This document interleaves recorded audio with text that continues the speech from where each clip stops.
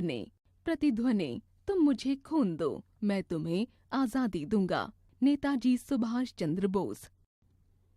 नेताजी सुभाष चंद्र बोस का जन्म 23 जनवरी 1897 को उड़ीसा के कटक शहर के पास एक छोटे से गांव कोडोलिया में एक संपन्न बंगाली परिवार में हुआ था। उनके पिता का नाम जानकीनाथ बोस और मां का नाम प्रभावती था। उनके पिता कटक शहर के एक प्रसिद्ध सरकारी वकील थे। सुभाष चंद्र बोस बचपन से ही मेधावी, जिज्ञासु, दानी और गंभीर छात्र थे। वे हमेशा ही अपनी कक्षा में प्रथम आते थे। देशभक्ति उनके अंदर कूट कूट कर भरी थी। वह अपने साथ पढ़ने वाले अंग्रेज बच्चों की किसी भी गलत बात को कभी भी सहन नहीं करते थे। 10वीं करने के बाद उन्होंने कोलकाता के प्रेसिडेंसी कॉलेज से MA पास किया और पिता के आदेश पर लंदन जाकर इंडियन सिविल सर्विस की परीक्षा पास करने के बाद तत्कालीन ब्रिटिश राज्य सचिव लॉर्ड लिंटन को पत्र लिखकर हिला दिया। मैं एक विदेशी सत्ता के अधीन कार्य नहीं कर सकता और स्वदेश आकर स्वतंत्रता संग्राम में कूद पड़े, जिसके कारण उन्हें कई बार जेल भी जाना पड़ा। मातृभूमि को आजाद करवाने के लिए देशबंधु चित्तरंजन दास की अपील का इन पर बहुत प्रभाव पड़ा और सक्रिय रूप से स्वतंत्रता संग्राम में भाग लेने के कारण वे बंदी बना लिए गए।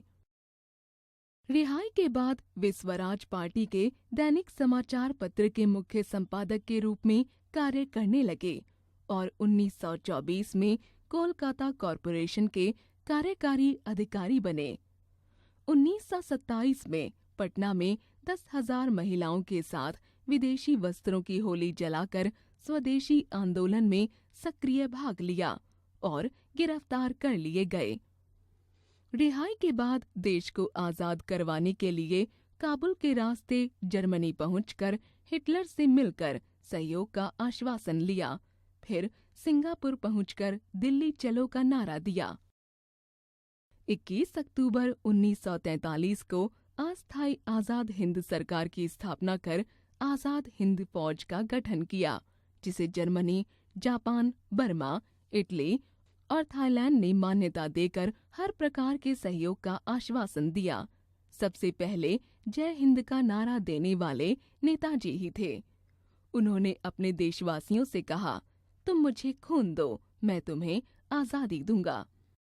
दूसरे विश्व युद्ध में लड़ते हुए आजाद हिंद फौज ने अराकन, टिडिम और कोहिमा पर कब्जा करने के साथ साथ मोरेह से पालेल तक का 1500 वर्ग मील का इलाका कब्जे में ले लिया।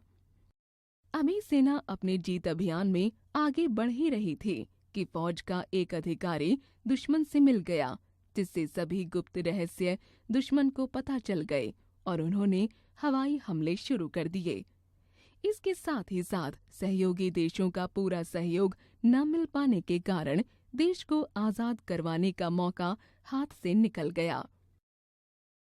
23 अगस्त 1945 को फार्मोसा द्वीप के निकट इनकी मृत्यु की खबर दी गई, लेकिन इनकी मृत्यु की सच्चाई का आज तक पता नहीं चल पाया है। जीवन मूल्य: अपने देश से प्रेम करो और इस पर गर्व करो। जीवन कौशल: मुझे अपने देश पर गर्व है। मैं भी अपने देश से बहुत प्रेम करता हूँ। मैं पढ़ लिख कर डॉक्टर बनूंगा और अपने देशवासियों की सेवा करूंगा। मैं भी वकील बनकर सबकी मदद करूंगा। बातों बातों में हमने सीखा कि हमें अपने देश से प्रेम करना चाहिए।